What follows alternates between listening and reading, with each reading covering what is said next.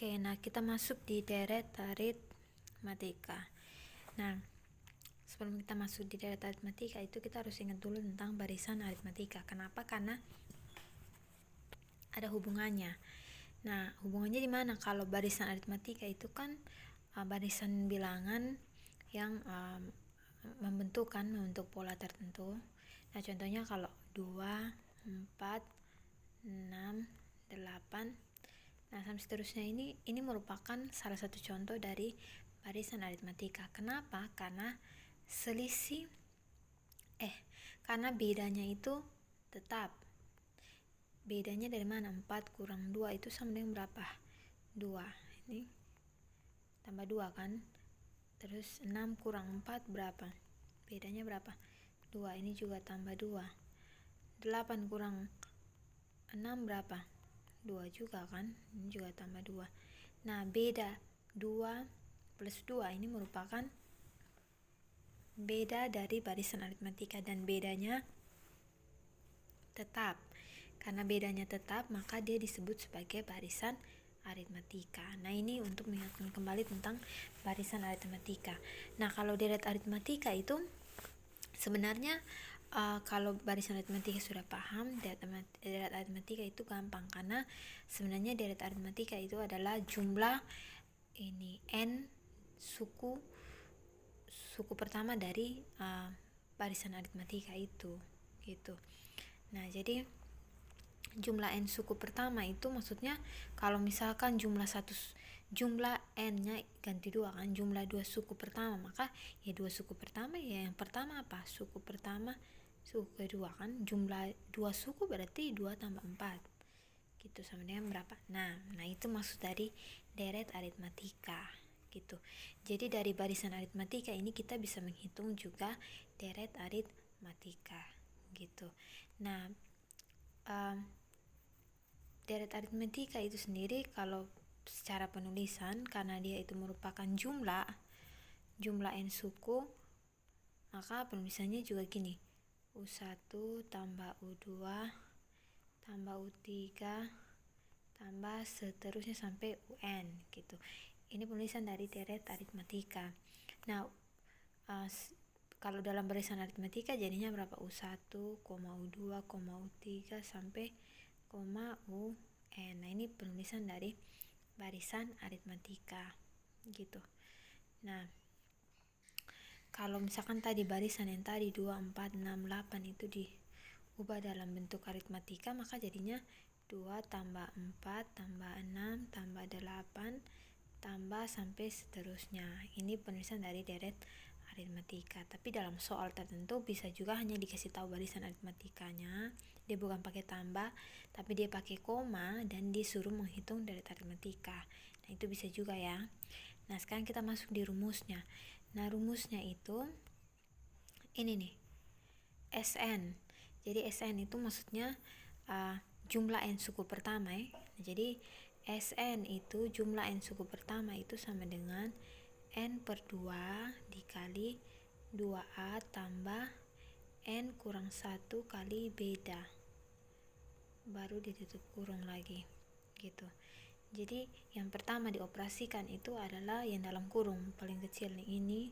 Setelah itu dalam kurung besar baru dikali dengan n per 2 gitu. Nah, jadi n itu kan banyaknya suku ini. Kamu bisa lihat A itu suku pertama ya, atau suku awal. B itu merupakan bedanya. Nah, itu dari simbol dari deret aritmatika. Nah, ada lagi satu yang kayak gini. SN sama dengan n per 2 dikali A tambah UN. Nah, sebenarnya sama saja ya.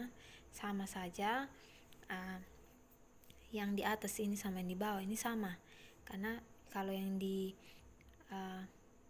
atas ini merupakan penjabaran dari ini, dari yang di bawah nih, yang SN sama dengan n per 2 kali A tambah UN. Sama saja karena rumus UN itu merupakan rumus barisan aritmatika kan, maka kalau dijabarkan dia jadinya kayaknya yang kayak gini nih, yang pertama nih gitu.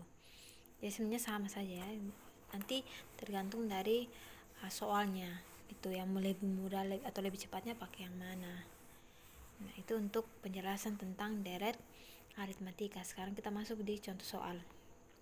Nah, ini nih salah satu contoh dari deret aritmatika. 1 tambah 3 tambah 5 tambah 7 tambah 9. Yang disuruh pertama tentukan adalah rumus suku ke N. Nah, kalau ditanya rumus suku ke N, maka otomatis itu adalah mencari rumus barisan aritmatika. Rumus barisan aritmatika, maka ingat kembali, UN sama dengan A tambah N kurang 1 kali beda. Nah, karena dia cari rumus suku ke N, maka N-nya tidak perlu diganti. Yang hanya perlu diganti adalah keterangan A sama B, karena dia mau cari rumus atau dicari pola UN-nya berapa, UN-nya apa gitu. Nah, jadi UN kita tetap tulis UN sama dengan A-nya kita ganti dengan berapa? Oh, suku pertama berapa? 1 tambah N kurang 1-nya tetap karena N-nya tidak usah diubah. B-nya berapa? Bedanya berapa? Oke, 3 kurang 1 berapa? 2. 5 kurang 3 2, 7 kurang 5 2. Oke, jadi bedanya sudah tetap toh, karena merupakan barisan aritmatika. Jadi kita dapat bahwa bedanya positif 2, atau langsung tulis saja 2 gitu.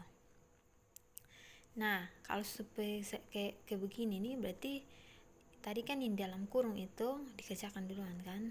Nah, karena N kurang 1 tidak bisa dioperasikan lagi, maka langsung kita kali, ini dalam kurung maksudnya kali kali dengan 2, maka 1 tambah 2 kali N berapa? 2N, 2 kali negatif 1 negatif 2 gitu. Jadi kita lihat mana yang sejenis. 2N nya tetap kan, karena tidak ada kawan lagi, langsung 1 kurang 2 negatif 1. Oke, jadi kita dapat rumus suku ke N itu adalah UN sama dengan 2N kurang 1. Bisa toh? Oke, kita masuk lagi di soal kedua. Ini pertanyaan kedua, pertanyaan B.